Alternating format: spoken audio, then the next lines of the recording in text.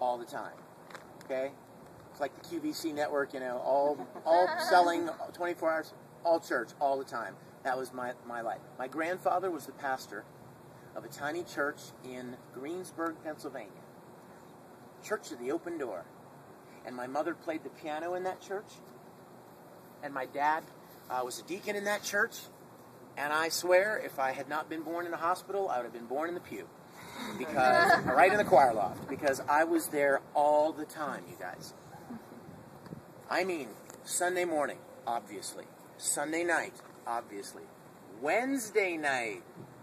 How many of you go to churches, you have a midweek service? See, a lot of churches don't even do that anymore. Wednesday night. And then, a lot of times there would be youth events on Friday night or Saturday night, and then you're back in church on Sunday. I was always there.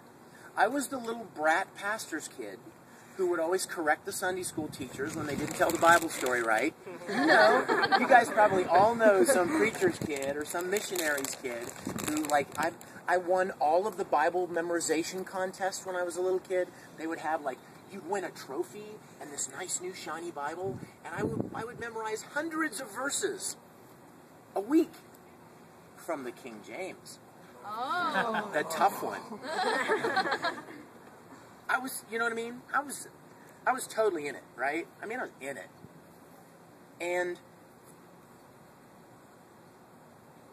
when my grandfather decided to start a Christian school in our church, guess who was student number one? Of course, pastor's grandson. Open Door Christian Academy. So now, this is what my week looked like. Sunday morning church, Sunday night church. Monday, Tuesday, Wednesday, Christian school in the church, same building. Wednesday night, midweek service. Thursday school in the church. Friday school in the church. Saturday, maybe off, but probably a youth event. And then back to Sunday. So I want you, do you have a picture of my life? Always in church. Always doing the Christian thing. That's my life. Is it? Yeah. One day, I was in school, and we would have our chapel service at our Christian school on Wednesday at 1 p.m., all right? At 1 o'clock p.m. on Wednesday, we would have chapel. And on this particular Wednesday, and I'll never forget it, I was 13 years old. And only 10 years ago. I'm never going to listen to anything you said again, Vic. You just lied. I was 13, and we had lunch, and then chapel at 1, and then back to class. My youth minister was talking that day in the chapel service. And this is the passage that he spoke on, okay? This is my iBible. I'm going to read you a passage that he read, okay? This is the passage. I want you to picture little skinny Vic Mignogna at 13 years old sitting in his chapel service in his nice little tie and Christian school setting. I'm going to read this to you first from the King James. And then I'm going to read it to you from a version that I absolutely adore called The Message. So you can see the difference between the two.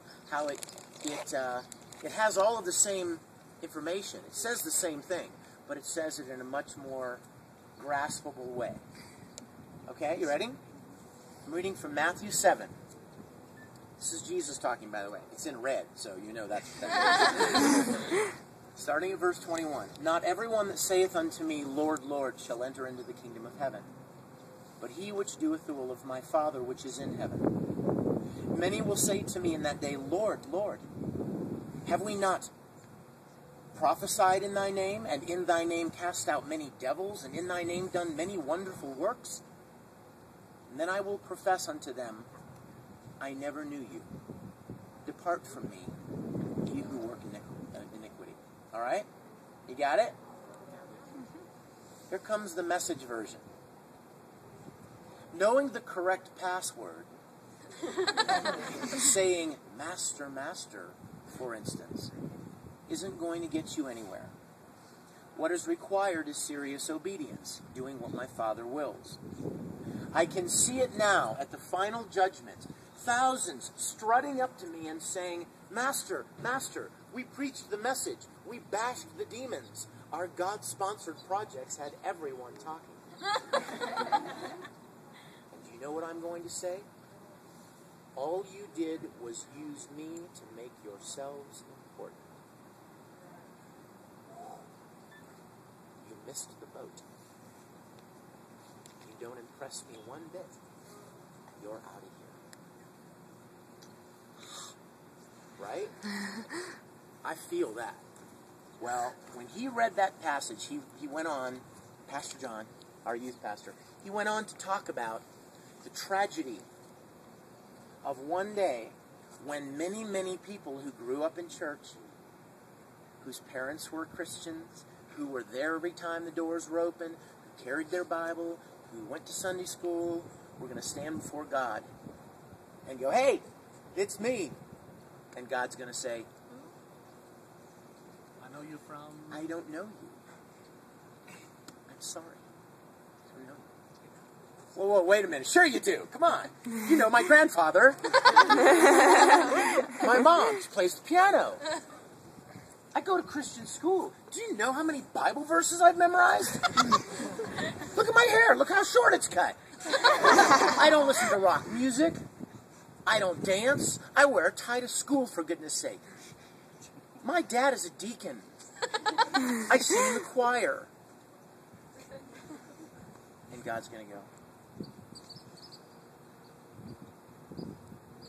When he brought that talk that morning, I sat in the pew going, oh my gosh. All this time, I've been riding on my grandpa's coattails.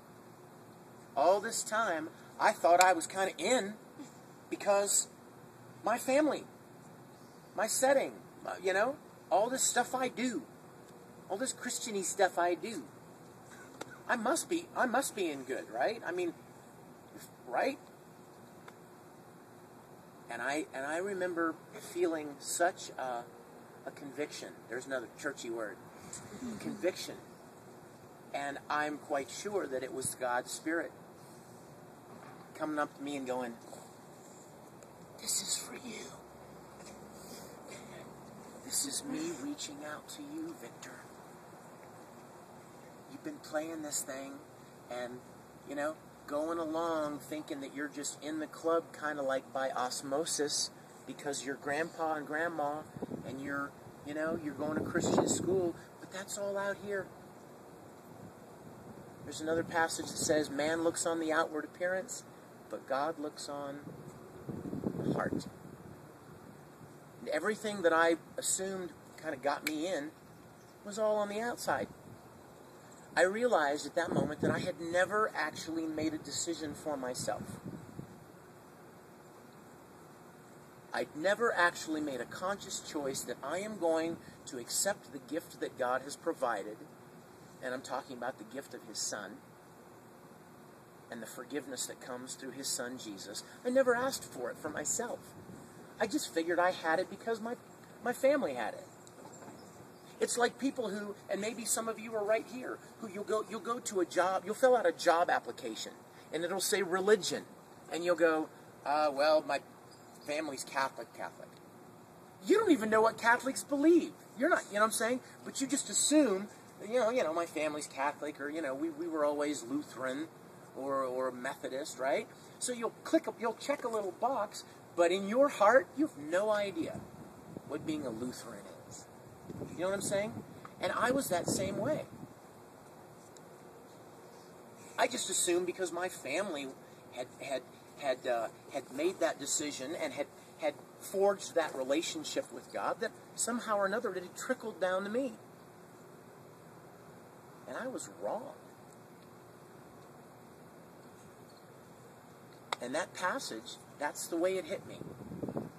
Thousands will stand before Him one day and say, hey, you know me, right? I did this, and I did that. Do you remember when I did that too, Lord? He's going to be like, I am so sorry. We never forged the relationship. never accepted my gift. So at 13 years old, I listened to this talk, and it really struck me. And we all walked back downstairs to the classrooms and got back into class. And as you all know, if you're able to fend off the conviction for long enough, and you occupy your mind with other things, then that feeling goes away, right? It goes away gradually. You know what I mean? It's like when somebody yells at you, and at the moment you feel really bad about something, but if you're able to busy your mind with something else and focus your attention on something else, sooner or later, that feeling dissipates, right? Well, that's what happened to me. I went back to class, and I got involved in my schoolwork and everything, and it was okay. Whew. Dodged a bullet there. Do you remember what day I told you this was? Wednesday. Wednesday chapel. Right after 1 o'clock. 1 o'clock. You get a present. What else happens Wednesday night? Midweek church service. So literally 5 hours after this little talk from our youth pastor, I was back in church for another service. And my grandfather was speaking that night in church. He came up to the pulpit, and he opened his Bible, and guess what passage he spoke on? Exactly the same one. And I went, shrunk down, and I thought, oh my gosh. They didn't plan that. It just happened. And it was like a double barrel. You know what I mean? It was like, as soon as I thought I was able to shake off that voice, that spirit talking to me, boom, it was right back. So that night, here's another church word for all you people that's not churchy types. They have an invitation, or an altar call, as some people call it. What that means is they'll play some music, and they'll give you a chance to leave your seat and come forward and talk to somebody if you felt like, God spoke to you about something in your life or something you need to deal with. It gives you a chance to come forward and speak to somebody to talk with you about it. So they call it an invitation or an altar call. Well, we started our altar call, and I sat there thinking, oh my gosh, I'm going to be humiliated. The pastor's grandson, 13 years old, all the Bible verses I know, all the awards I've won for memorizing verses, Christian school student number 1. How embarrassing is this going to be, right?